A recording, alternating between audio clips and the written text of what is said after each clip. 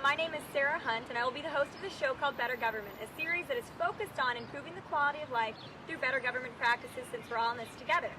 Today, we are at the Hawaii State Capitol, and this is where our elected officials get together and hopefully create and pass legislation that will create a better quality of life for you, the constituents. Today, we have former state representative and senator, as well as former GOP chair John Carroll. We also have Representative Kymberly Pine, Representative Jean Ward, and Daniel Brackins, our economic staff advisor to Representative Pine, joining us again. Representative Pine, Representative Ward, Daniel Brackins, and John Carroll, thank you for taking the time and joining us again today. Thanks for having us. Thank you for being outdoors in the beautiful Capitol. It is a beautiful day today. Well, let's get right into it and discuss the economy and things that are going around at the Hawaii State Capitol. Earlier today, there was a press conference detailing the budget. Representative Pine, Representative Ward, as you guys were in the press conference, can you please give our audience, our viewers, a little bit of information about what went on at the press conference? Oh, certainly. Well, because of the Council on Revenue's report last week that added an additional over $200 million to our state projected deficit, basically what we are in is in a true crisis. We need to find additional revenues, and we believe that it shouldn't be through tax increases because a lot of our private citizens are already losing their jobs, getting huge pay increases, losing their homes, pay decreases, losing their homes. And so what we propose today is just for including us, but all state workers, to one day a month to volunteer a day without pay to the people of the state of Hawaii. And that would save over $100 million and prevent us from proposing new tax increases. And of course, we talked a little bit about that on the House floor as well, and really requested that the state legislature, the Democratic leadership, reconsider bills that were proposed by Speaker Calvin Say, which would propose basic things like giving up maybe $14 a month a year to the state coffers to pay for their own life insurance, and that would save the state over $30 million a year. And so really the message is that we're all in this together, and to share the burden, not just the private sector for the this economy, but all of us to ensure that we don't have tax increases or cut people's jobs, which would be very bad in this type of economy. Sarah, another integral part of that message was, and it's in the context of the hard times that we're now going through and will be experiencing for the next 10, maybe 12 months, is that you don't burden the people of Hawaii with more taxes when people are hurting. We have the highest cost of living, we have the highest taxes, we have just about everything that makes living in Hawaii very, very difficult. So we were very adamant in the press conference this morning saying, no GET tax. Right now there's a bill alive that has, it doesn't have a designated increase, but it's probably between 0.5% to 1%. 0.5% is near $300 million. That's a lot of money that's going to come out of the pockets of the people of Hawaii, and that's how you slow down an economy. You take it out of the consumers, you put it in the government stockpiles it, and then in its own wish does the payment.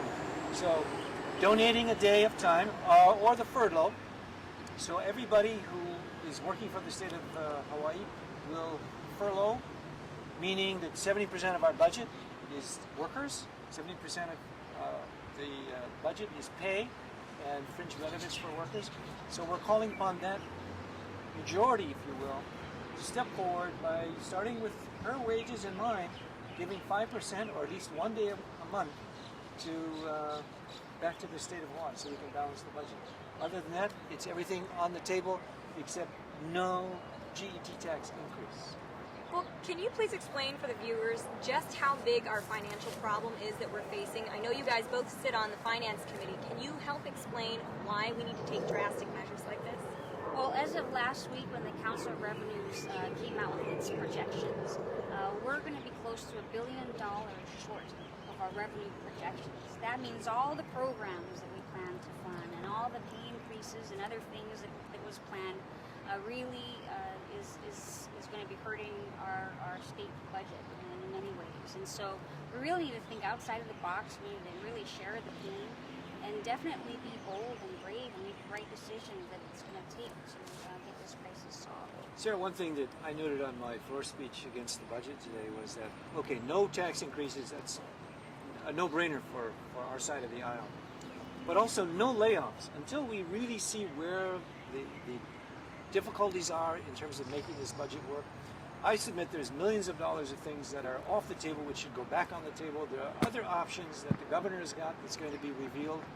And to say that we have to lay off people, raise their taxes, is to me premature.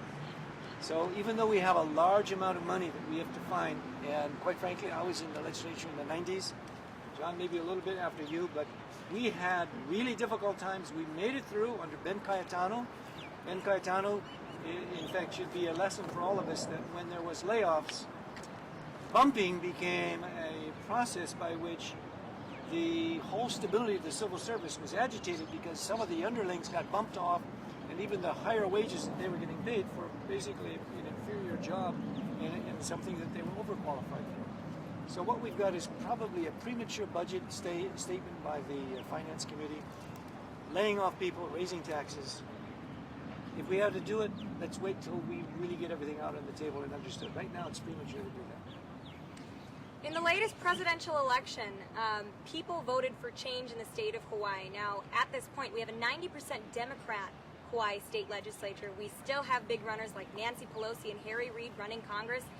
And now we have a new president that offers 8,500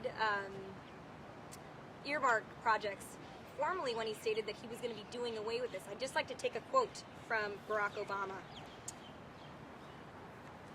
Absolutely, we need earmark reform. And when I'm president, I will go line by line to make sure that we are not spending money unwisely. Barack Obama, September 26th in 2008. But when they start characterizing this as pork without acknowledging that there are no earmarks in this package, something again that was pretty rare over the last 8 years, then you get a feeling that maybe we're playing politics instead of actually trying to solve problems for the American people. Barack Obama, February 9th, 2009. I'm proud that we passed the recovery plan for free of earmarks. Barack Obama, February 24th. Is it fair to say that we voted and got change in the state of Hawaii when we have 8,500 earmarks at present? How do we get back on track at the Hawaii State Legislature and nationally? What kind of measures do we have to take so that this can be happening at the Hawaii State Legislature?